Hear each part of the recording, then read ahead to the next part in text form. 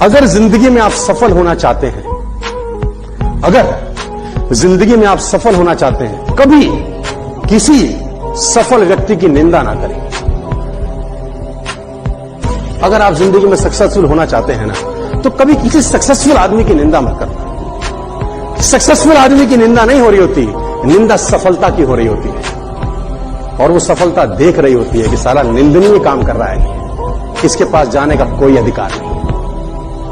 कभी भी जीवन के अंदर सफल आदमी की निंदा मत करना। मेरी एक बात गांठ बांध दीजिए आप। और एक बात याद रखना, ताकतवर बनना डोले बनाने से, सिक्स पैक ऐप बनाने से कोई ताकत नहीं आती है। ताकत मेन होती है दिमाग की।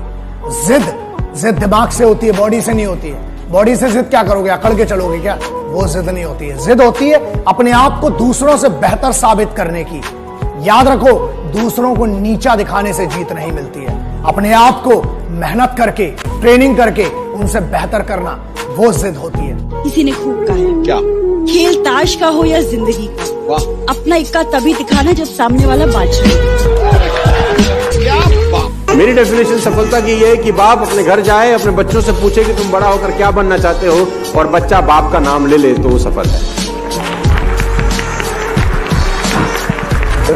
आपने कितना भी धन संपदा इकट्ठी की हो, दौलत शौहरत इकट्ठी की हो, लेकिन बच्चा आप जैसा नहीं बनना चाहता, आप फेल हो गए जिंदगी में। सर, आप गरीब हैं, आपके पास पैसा नहीं है, लेकिन आपने परवरिश अच्छी की है, बच्चों को वो सब संस्कार दिए हैं कि बच्चा बोलता है पापा आपके पास पैसा तो नहीं है, लेकिन बनूंगा तो आप जैसा। सीढ़ियां उन्हें मुबारक हो जिन्हें छत तक जाना है। आपकी मंजिल आसमान है, रास्ता आपको खुद बनाना है। अपनी मंजिल को भुलाकर जिया तो क्या जिया है, दम तुझ में तो उसे पाकर दिखा।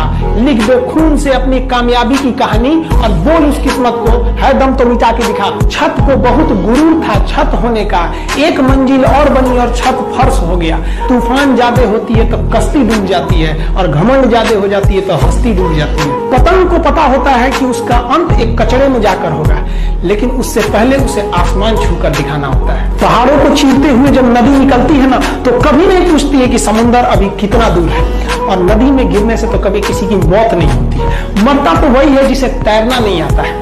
मेहनत बता देता है कि परिणाम कैसे मिलेगा, वरना परिणाम तो बताता ही है कि आपका मेहनत कैसा था। जो पानी से नहाएगा वो अपना लिबास बदलेगा, जो पसीने से नहाएगा एक दिन इतिहास बदलेगा। ये जो लोग कहते हैं ना कि sporting spirit, oh no problem, we came here to play, somebody has to win, somebody has to lose। एक मिनट, कुछ नहीं होता ये सब जीतने आते हैं और हार जाते हैं तो बाबा बन जाते हैं। खेल में दो ही चीजें, या तो जीत होती है, हार होती है। और अगर तैयारी तगड़ी है ना, तो हमें जीतना है। हारने वालों को कोई नहीं पूछता। चांद पे पहला कौन आदमी गया था, सबको याद है। दूसरा कौन गया, किसका चर्चा था, किसी को नहीं याद। याद रखिए, पहला बनना बहुत जरूरी है, उसके लिए जिद बहुत जरूरी है।